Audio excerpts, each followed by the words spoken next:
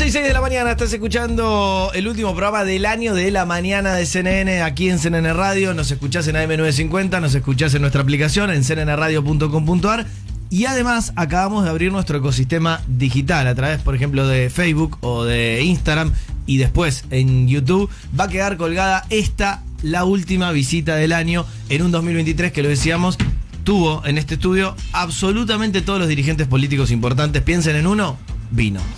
Él se define abogado, docente y militante popular.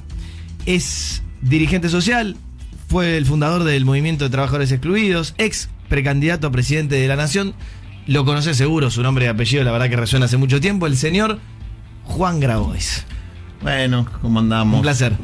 Buen día para todos, feliz Navidad para la audiencia. Aquí estamos. Aquí estamos. Todo suyo. Lo hemos logrado porque hace bastante tiempo que te buscaba, te arrobé, te busqué, te molesté, te hice cosquilla y estamos, así que lo agradezco mucho, ¿verdad? No, por favor. Gracias a ustedes por El que invitarme. no insiste no gana. Muy bien. Juan, primera pregunta, me parece que tan general como importante. Primero, hoy va a empezar la cuarta semana recién del gobierno de Javier Milei.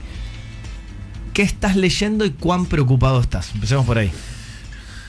A ver, nivel de preocupación rojo furia. Ok. Altísimo. Cuando asume Milei,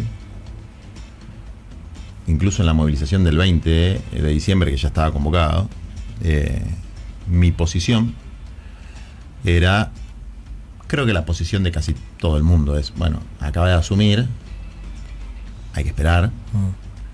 Uno puede hacer la crítica filosófica, ideológica, política, pero mi posición como militante con mucho trayecto en los movimientos sociales y en la UTEP, que no es la etapa de mi vida, porque yo ya no soy parte de la conducción ni del movimiento, ni de la UTEP, ni de un gremio, sino que soy presidente de un partido político, es decir, tengo otro rol. Pero mi posición era, bueno, los famosos 100 días, ¿no? Ahora, no hubo nunca, desde que yo tenga memoria, no lo hubo con Macri, creo que no lo hubo con De la Rúa tampoco, aunque ahí ya me pierdo un poco con los tiempos, ni con ninguno de los gobiernos peronistas, medidas tan brutales en tan poco tiempo. Es decir, uno puede criticar a la CGT o a los movimientos sociales. Creo que sería injusto en nuestro caso, porque durante el gobierno de Alberto hemos sido extremadamente críticos. Sí, es verdad, no todos fueron lo mismo, digamos. Extremadamente hemos movilizado por el salario básico universal, por la redistribución de la riqueza, denunciando el aumento de la pobreza, aún siendo yo parte de la coalición, porque una cosa no quita la otra. Es decir, y cuando digo hemos, es un poco sesgo que tengo de tantos años de movimiento social, pero que yo ya, en realidad asumí la presidencia del partido hace poquito, y ahora ya no me corresponde hablar en plural, aunque siempre voy a ser parte de eso y siempre voy a estar acompañando. Pero básicamente lo que te quiero decir es, uno puede decir, bueno, la CGT, ¿cómo puede ser que dictamine un paro a 20 días de asunción del gobierno? Nunca hubo un ataque tan brutal. O sea, vos decís, ya no tiene 100 días, se achicaron los tiempos por cómo arrancó Javier Milei. Es que la consigna, creo que de la etapa es respetar y hacerse respetar. Es decir, respetar la voluntad de un pueblo que en un balotaje de manera mayoritaria votó a Javier Milei, respetar la investidura presidencial, pero hacer respetar los derechos sociales y sobre todo la Constitución Nacional. Por la forma, por el contenido y por los efectos que va a tener. Hay una serie de medidas, un paquete, vamos a decir, 4 puntos en estos 20 días que son inconstitucionales en algunos casos, ilegales y fuertemente antipopulares. Y cuando digo antipopulares me refiero de la clase media para abajo. El primero y el más grave en relación a sus efectos es una devaluación del 115%. Una devaluación del 115% técnicamente implica un pass-through, que es el paso de la devaluación al precio que vos vas a pagar en el supermercado, de piso en los próximos 3 meses del 100%. De piso. Si a eso le sumás las medidas que van tomando de la liberación de toda regulación destinada al consumo interno, el caso más grosero es el del azúcar, ¿no? Una norma hecha a puño y letra de los estudios de abogados de la familia Blaquier, que son los dueños del Ingenio Ledesma, que es el más importante, dice que no hay cupo para consumo interno de azúcar. Entonces, el aumento del azúcar, además de la inflación derivada de la devaluación, va a tener este aumento adicional de colocarlo a precios internacionales. ¿Había una manera de hacer una devaluación mejor? Digo, teniendo en cuenta que se daba por descontado por la maraña de resoluciones que había, ¿no? Porque ya el dólar de 3.50, 3.65 casi no existía entre una resolución, la otra y demás. Mira, hubo en la Argentina muchos momentos devaluatorios en gobiernos democráticos y en gobiernos autoritarios. Es decir, la devaluación clásica que se estudia es la de Krieger-Bacena, que son devaluaciones compensadas. Si vos le vas a dar un cuchillazo al bolsillo de la gente a través de la devaluación, que es un espiralamiento de la inflación, lo compensás con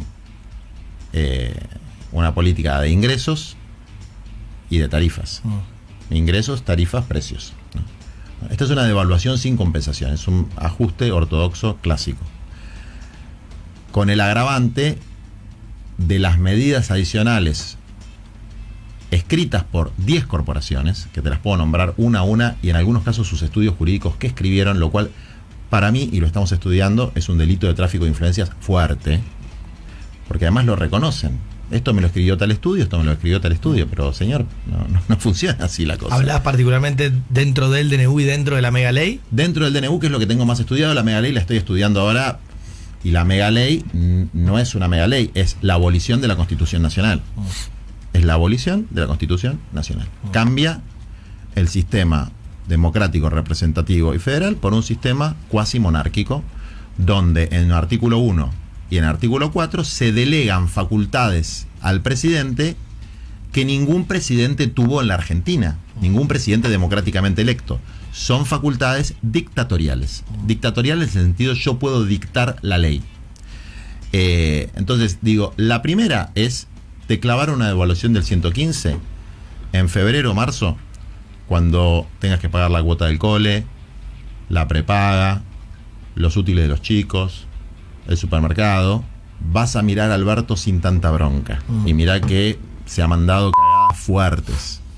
Porque una cosa es una inflación del 10% mensual, que era la que teníamos, que es un montón. Sí. Es una barbaridad. Sí. Otra cosa es una inflación del 30 y pico % mensual. O sea, te están confiscando la mitad de tu salario, que es parte de los derechos patrimoniales, o sea, es tu propiedad privada. A mí me dijeron que iban a defender la vida, la propiedad y la libertad. Te están confiscando tu propiedad privada, que para muchos es la única propiedad privada, es decir, la única propiedad de muchos trabajadores es su salario. Y algunos tienen la posibilidad de tener una propiedad inmobiliaria, pero muchos otros tienen que alquilar. Entonces te confiscan por el lado de la inflación y te confiscan por el lado de una anulación de la ley de alquileres, que no es una reforma de la ley de alquileres, que tenía muchos puntos complicados, conceptualmente positivos, pero que operativamente no estaban funcionando. Pero la anulación de la ley de alquileres, que favorece a Airbnb, a las grandes plataformas, etcétera, donde vos podés poner el plazo que te pinte, 7 días y 2 horas, las condiciones que te pinten y actualizarla como te pinte, pone a 11 millones de inquilinos en una situación de también confiscación patrimonial. Entonces, digo, te termino el concepto. Acá hay una primera medida que ataca el bolsillo de las mayorías, para hacer una transferencia de ingresos brutal a las corporaciones. No para resolver un problema macroeconómico de unificación del tipo de cambio que se podría haber hecho con una devaluación compensada, que era un plan de estabilización donde el costo de la devaluación no lo pagara todo la gente de a pie. Ahí hay un primer problema. El segundo problema es un decreto de necesidad y urgencia donde las únicas urgencias son las de las corporaciones. No hay ninguna urgencia del pueblo.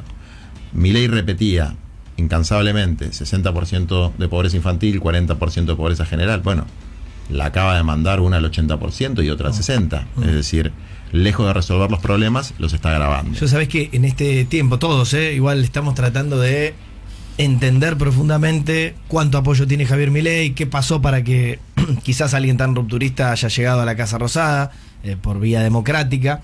Y sigo escuchando, sobre todo fuera de lo que yo siempre lo charlamos mucho acá, le digo el país samba, más apoyo de Javier Milei del que noto acá, diciendo, pero está haciendo todo lo que dijo. Y obviamente a propósito yo le discuto, pero era todo lo que dijo, porque en el medio te mete muchísimas cosas, algunas incluso que pueden llegar a ser discutibles, que van en la dirección correcta, pero en el medio 1000 resoluciones mucho más finas. Entonces la pregunta que te hago es si por un lado sentís que también todavía a pesar de esto tiene apoyo popular, o por ahí está viendo otra cosa, y si efectivamente Javier Milei cumplió o está cumpliendo lo que había prometido en campaña. Lo primero es, el fenómeno de Milei tiene un componente extraordinariamente interesante, que es un fenómeno de las provincias, más que del AMBA o de la provincia de Buenos Aires. Incluso algunos que no pisó, que todavía no conocen. Y yo creo que es un fenómeno vinculado a los que han perdido toda esperanza. Es decir, a los que vienen de dos gobiernos, de coaliciones tradicionales, si se quiere, que hicieron todo mal. Del de Macri, desde luego, no me hago cargo. Del de Alberto me hago cargo de la parte que me toca. Okay. Que es muy menor a la de otros, pero que es una parte. Porque yo fui integrante de la coalición Unión por la Patria. Nosotros tuvimos diputados. Promovimos a algunos funcionarios que para mí funcionaron muy bien en pequeñas áreas con proyectos específicos vinculados a las adicciones, urbanización de barrios populares, o sea, cuestiones muy puntuales. Sí. Pero la salud interna de la coalición fue siempre a los empujones. Pero lo que hay que reconocer para poder enfrentar esta realidad es que el gobierno fue un fracaso. Igual te digo, en esa frase ya hiciste más autocrítica que Máximo Kirchner ayer. Está bien, yo no voy a hablar de otros compañeros. Después te voy a decir una cosa significativa que pasó y que pone en valor algo importante que hizo Máximo, con quien tengo muchas diferencias. Pero digo, te lo digo no como para apurarte por un lado facilongo, sino porque de verdad me parece que está bueno que personas que hayan participado del gobierno anterior lo digan así tan taxativamente en vez de darle tantas vueltas. Honestamente, lo está como algo bueno que está diciendo. Está bien, te lo tomo y te digo, el gobierno fue un fracaso. ¿Hubiese sido mejor otro gobierno de Macri? Muy probablemente no. ¿Se hicieron algunas cosas buenas? Sí. Pero el gobierno fue un fracaso. Y fue un fracaso básicamente porque no cumplió el contrato electoral que le ofreció a la sociedad en 2019. Y que tenía una premisa que es empezar por los últimos para llegar a todos. Bueno, ni se empezó por los últimos, ni se llegó a todos. Es decir, el gobierno se va con 7 puntos más de pobreza, 6 puntos más de pobreza, con una mayor desigualdad social, o sea, el índice Gini muestra la desigualdad social, está peor que antes, es decir, se reproduce una situación similar a la de Macri, con una diferencia sustancial, que este gobierno no tomó una deuda de 45.000 millones de dólares. No es poca cosa, porque estuvieron creativos con lo de la tasa Kichilov para estigmatizar un acto patriótico que fue recuperar nuestra empresa petrolera, que en muchísimos países del mundo, países nórdicos, por ejemplo, en Noruega o en Brasil, hay una empresa petrolera pública que tiene el control de un recurso estratégico, de un recurso por el que hay guerras en el mundo. Entonces, tener una petrolera propia, YPF, la exploración de Vaca Muerta, fue muy importante. Y en vez de ponerse del lado de la patria, se pone del lado de los que demandan a la patria, que son fondos buitres, que con cada declaración que hace Milei suben sus acciones.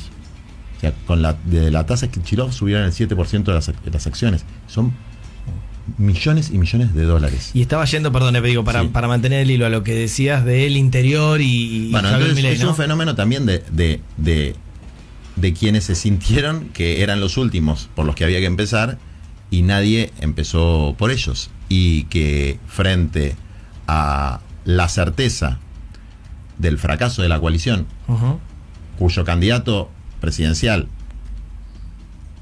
por lo menos a mí me ganó las PASO, así que tengo que decir por su propio mérito, Sí. que además no hizo una mala campaña. Es milagroso haber sacado el 45%, digamos. Si hubiésemos ganado, en vez de estudiar el manual de conducción política de Perón o en vez de estudiar ciencias políticas, hay que, no sé, leer el tarot, el evangelio o algo. Sería un Era fenómeno difícil, sí. religioso. O sea, el ministro de Economía, con 100 y pico % de inflación, ganando las elecciones, cuando el problema central de la gente de a pie es la inflación y el deterioro del salario, era una cosa muy difícil, por más que pusieras a cualquiera enfrente. Y además pusiste un tipo que es un signo de interrogación para el votante, que, por lo menos de mi punto de vista, su contrato electoral se basaba en algunas premisas que yo no veo que se estén cumpliendo. La primera era la casta. Todo el mundo entendió por la casta la política tradicional, los estamentos burocráticos del Estado. Eso era la casta. Bien. Bueno, la política tradicional, el día que anunció el DNU, era la mitad de la sala. El ejemplo más evidente es el de Patricia Bullrich, que pasó por Montoneros, por el menemismo, por el gobierno de la Rúa, por el gobierno de Macri y ahora en el gobierno de Milei. Es decir, más casta no encontrás ni en India. Y que además, en donde tuvo responsabilidades importantes como ministra, fueron gobiernos frustrados, fracasados. El gobierno de la Rúa, bueno, terminó como terminó, con el famoso megacanje Sturzenegger, que fue una estafa brutal para el país. El gobierno de Macri terminó como terminó, y ahora se acomodó en el gobierno de Milei. Es decir, casta hay.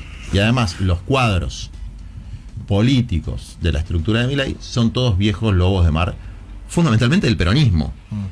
Algunos del radicalismo y otros del peronismo. Es decir, los que operan tras bambalinas son casta. Por ejemplo, ¿se puede mencionar alguno? Mira, te podría dar un ejemplo que no lo digo como algo peyorativo, No lo digo como algo peyorativo. Pero hay un ejemplo claro que es de La Torre. De La Torre, hermano del intendente de San Miguel, provincia de Buenos Aires, distrito de varones, los famosos varones del conurbano. Bueno, es un hombre que conoce todos los intríngules castizos, todo lo que hace a la casta. Y que, desde luego, es uno de los que tiene diálogo con todo el mundo.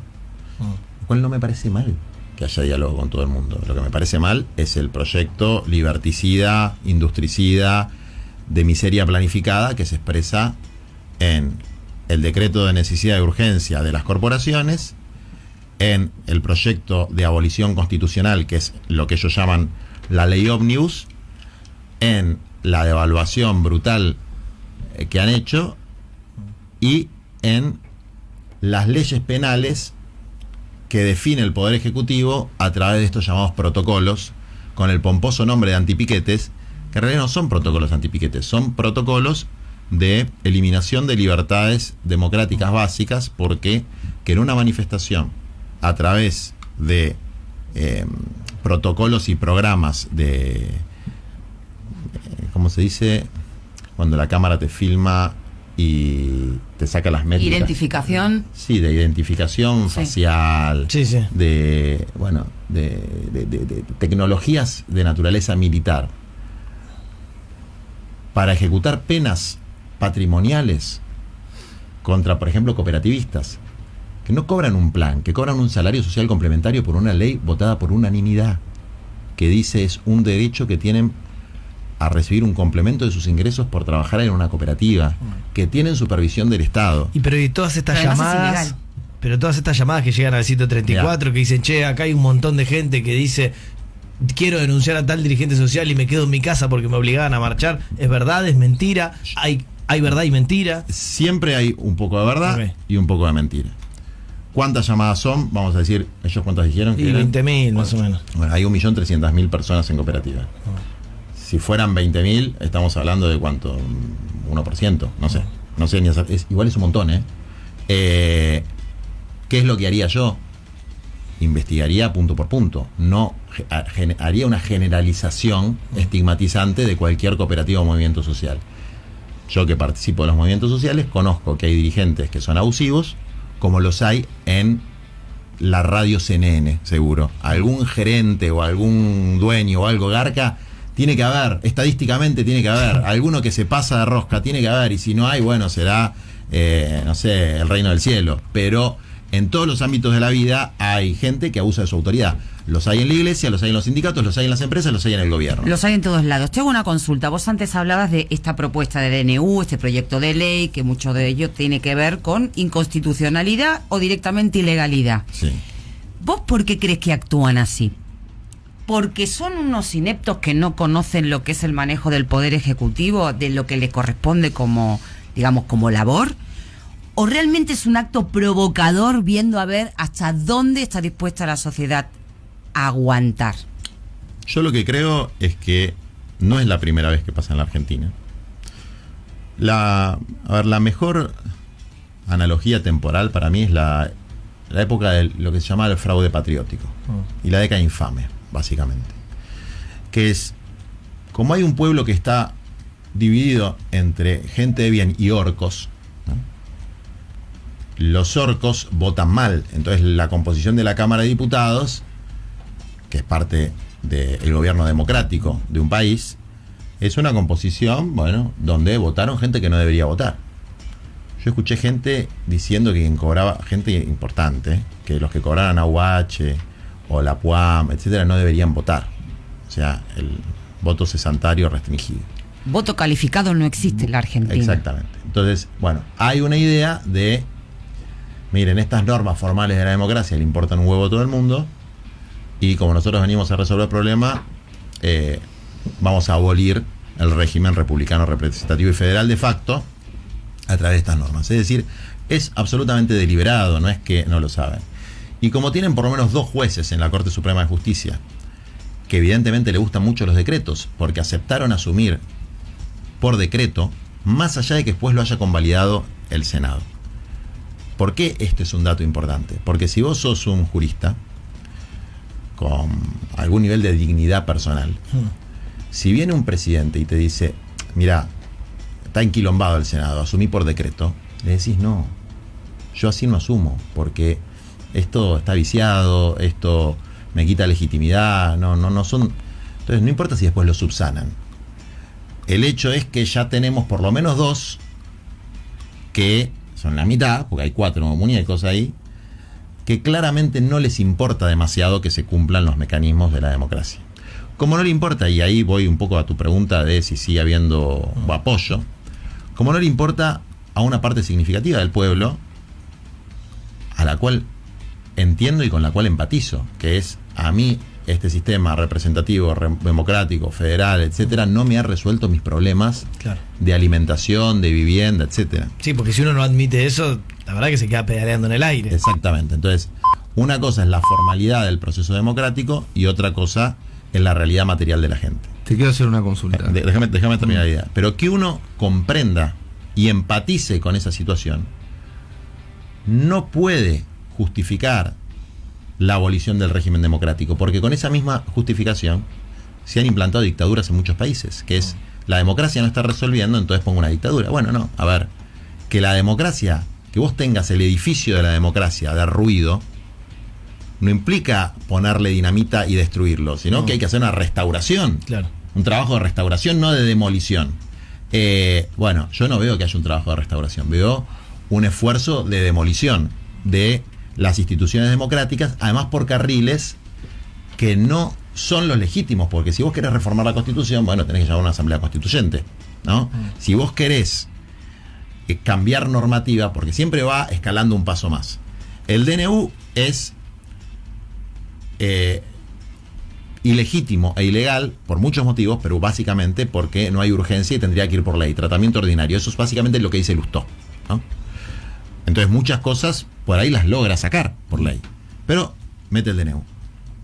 Esta ley de abolición de la Constitución, lo que ellos llaman la ley ómnibus, directamente va en contra de la Constitución. Es decir, aunque se aprobara la ley, es inconstitucional sus artículos. Después, si querés, te especifico cuáles. Empezando por la delegación de facultades casi dictatoriales al Poder Ejecutivo. Puede legislar el Ejecutivo, eso no existe, digamos. Entonces, aunque logre una mayoría circunstancial, vos necesitas una mayoría agravada para reformar la Constitución o para hacer muchísimas de estas cosas, que es de 2/3, que obviamente no la tiene. Entonces, va corriendo el arco y va estirando la línea de lo que las instituciones argentinas permiten.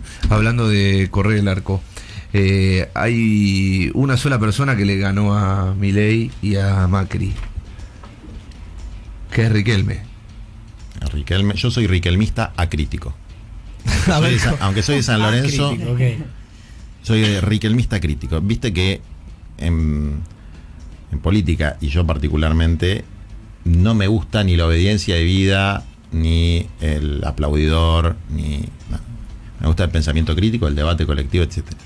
Con Riquelme, abolición de la crítica. Riquelmismo acrítico. Bueno. Así que lo felicito. Es un chiste, obviamente. Lo felicito porque además expresa también un freno a la arrogancia de los poderosos, ¿no? Es simbólico para mí ese triunfo. Es un freno a la arrogancia de los poderosos. No te las vas a llevar todas de arriba. Ahora, sí se llevó de arriba el artículo 333 del DNU. Quiero decir que Juan Grabois está con sus apuntes, con sus Excels, ¿eh? Que es, claro, yo tengo corporación, una columna corporación. Sí. ¿Cuáles son las corporaciones que inscribieron los artículos? Ah, están de verdad. Okay. Los grupos beneficiarios, Sí. ¿no? Qué empresas, qué capitales, etcétera, los artículos y la descripción. ¿Qué pruebas tenés de que que lo escribieron Que corporaciones? lo dijeron ellos. ¿Quiénes? Fíjate en La Nación, los propios estudios jurídicos, ahora no me sale el nombre de un abogado muy conocido. ¿Funes de Rioja? Bueno, Funes de Rioja es de la UIA, pero claramente Pero tiene un estudio. él habló de su intervención en el DNU, pero además hay un estudio particular que ahora no me sale, que él dice, bueno, yo no fui, fue mi hijo, que es el titular del estudio. Bueno, pero hubo un estudio jurídico de empresas privadas trabajando en el O sea, DNU. vos decís todo esto que a confesión se de parte, escribió, relevo de pruebas. Todo esto que se escribió no lo escribió Milei, ni siquiera su gabinete, lo escribieron otros. No, pero no pasó. O sea, no me quiero poner formalista, pero existe algo que se llama el Cuerpo de Abogados del Estado, que es el Procurador del Tesoro, que tiene que sacar un dictamen antes de un DNU. No pasó ni por el Cuerpo de Procuradores de Abogados. O sea, es una cosa totalmente insólita desde el punto de vista institucional. Ahora, ¿cómo estás viendo como líder social la calle y lo que viene? Digamos, ¿qué pasará en cuanto a esa necesaria paciencia que quizás necesita un gobierno y que muchos dicen se la merece? Y lo que empieza a pasar también en cuanto a contrapeso por los salarios que bajan, por la inflación que sube y un largo etcétera de cuestiones, además de los derechos y demás que están incluidos y tocados en el DNU y en el proyecto de ley.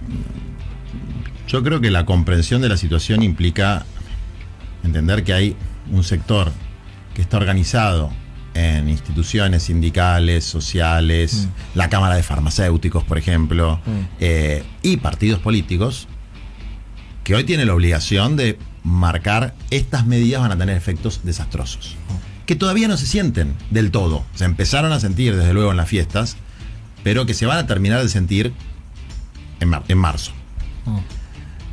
Desde luego que una parte importante del pueblo siga teniendo esperanza, es lo que hay que respetar. Y no hay que ser vanguardista ni foquista con eso, porque es no comprender y no respetar al pueblo. Sobre todo los que venimos de ser parte de una coalición fracasada. Es decir, ¿eso nos quita el derecho a criticar? No. ¿Eso dice que no representamos nada? No. Representamos un sector importante de la sociedad. Pero tampoco podemos hablar como si fuéramos los libertadores de la patria, porque nuestro gobierno fue muy, muy malo.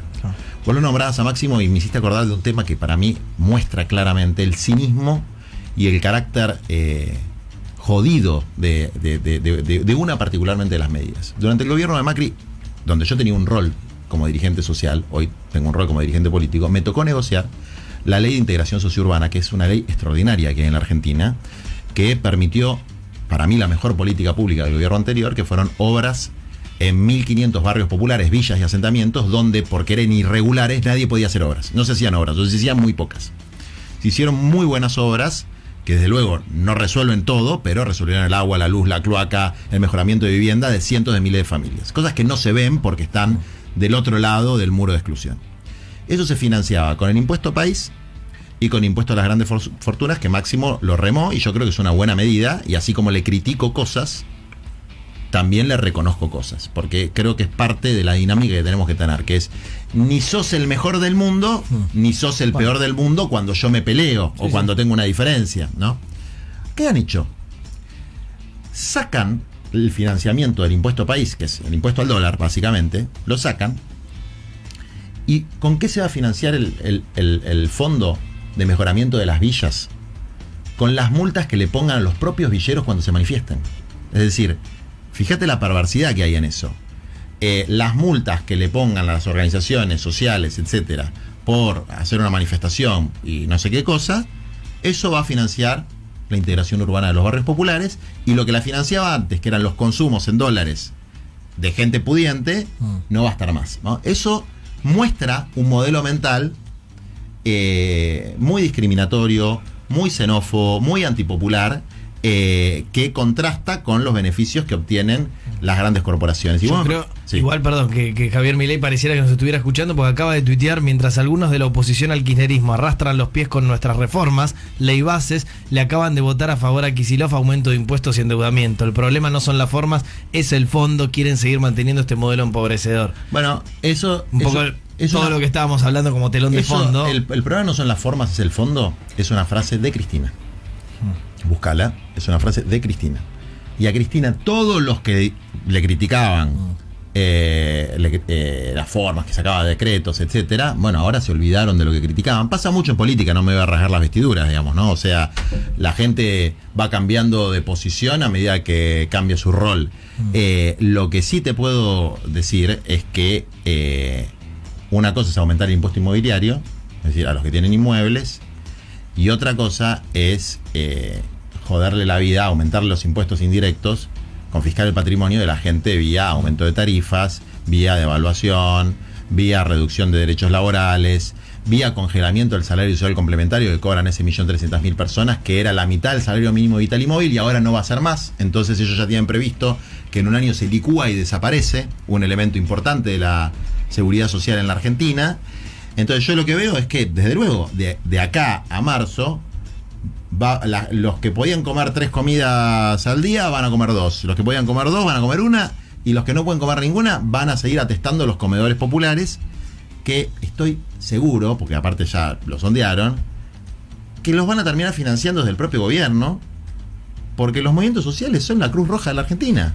No hay otra cosa. Entonces el propio gobierno, a los que le dice feos, sucios, malos, chorros, mafiosos, los va a llamar y les va a decir: ¿dónde te llevo la comida? Y desde luego los compañeros, ¿qué van a hacer? Le van a decir: no te la acepto porque sos malo. No, le van a decir: sí, traela acá porque la gente está cagada de hambre, digamos, ¿no? Entonces, ahí creo que, bueno, hay un elemento de miseria planificada que no justifica el fracaso de nuestro gobierno, pero una cosa es un fracaso por malas políticas, por malas decisiones, por incapacidad de generar unidad, por incapacidad de liderar, y otras cosas cuando vos tenés un plan abiertamente de empobrecimiento de una parte de la población y de enriquecimiento de otra, por una cuestión dogmática de que si a los ricos les va bien, les va a ir bien al resto. Y Juan, si decís que lo que viene es miseria planificada, digo, cito tus palabras, una monarquía, ¿por qué crees que ante esa gravedad que vos planteás hay dirigentes que no se están expresando? Cristina Kirchner, Alberto Fernández, Sergio Massa, ¿te gustaría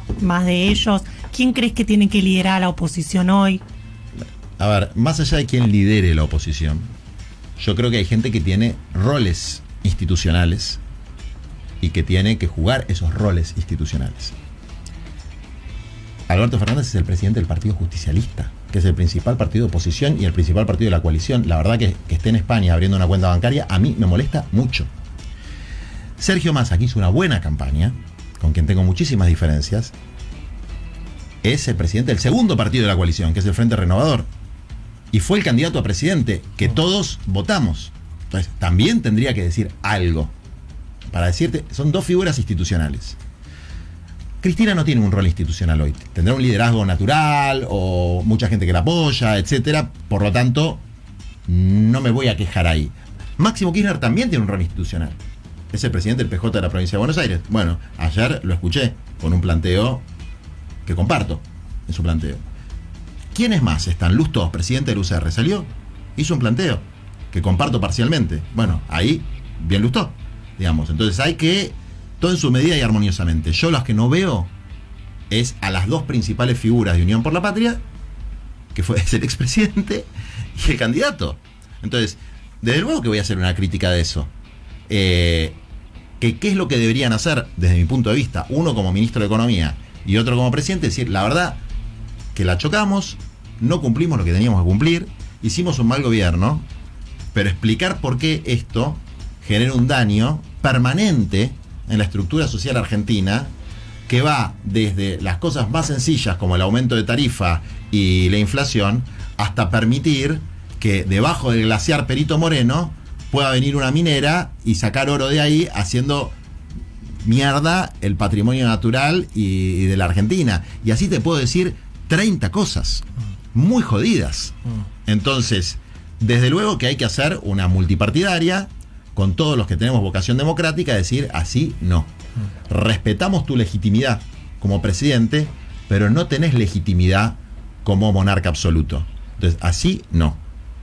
Algunas cosas que vos planteás estaban en tu programa de gobierno, tendrán que pasar por el Congreso, hay que ver si pasan, y otras no. Vos me preguntabas si está cumpliendo. Yo lo que, por lo menos hablaba con compañeros nuestros que lo votaron a Milei, es ajuste a la casta. ¿Vos viste que le hayan bajado el sueldo a los funcionarios? Yo si hubiese ganado las elecciones, primera medida, de director nacional para arriba, que son los cargos políticos, 30% de reducción salarial. Proyecto para 30-35% de reducción salarial de diputados senadores. Lo mismo para los jueces y fiscales que ganan fortunas. Bueno, no hubo nada de eso. Dólares, vas a tener dólares.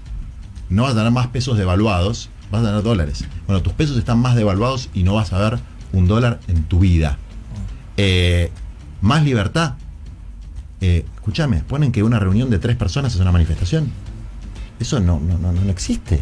Eso es un gobierno totalitario. Si no les gusta la democracia, que se vayan a vivir a Cuba. ¿Viste? Es una frase que se dice. Bueno, ellos decían mucho esa frase. Una reunión de 3 es una manifestación punible. Me están jodiendo. Entonces, yo desde luego creo que no está cumpliendo. Y yo soy el que viene a controlar la inflación. Pero te clavaste un 30% de inflación mensual. Entonces, bueno, la excusa es hay que sufrir durante un tiempo y después se va a resolver. La escuchamos tantas veces en la historia argentina, esa nunca funcionó. Con ese así no, cierra nuestra charla extensa con Juan Grabois, la última que tenemos en el año, cerrando un año, lo decía al principio, donde han venido absolutamente todos, y con este respeto y esta escucha también, pero sin que falte ninguna pregunta, hemos tratado desde a Victoria Villarroel y Ramiro Marra hasta, no sé, Antonio Aracre o aquí han venido, no sé, estoy pensando de Axel Kicillof, que te dije, ¿no? Y ya estamos acostumbrados que cuando Axel, viene, que una de nuestras tareas es defender a Axel de cómo están apuntando y agrediéndolo, porque es una referencia para el presente y para el futuro muy importante. Bueno, estuvo ahí sentado. Y qué suerte que estuvo acá, y ojalá que se escuche también su voz, porque tiene mucho para decir y mucho para aportar, ¿no? Y estamos acostumbrados que cuando viene uno nos putea la mitad de la grieta, cuando viene el otro nos putea la otra mitad, y a eso nos dedicamos. Juan Grabois, muchísimas gracias. Muchas gracias a ustedes. 11:50 de la mañana, ya venimos.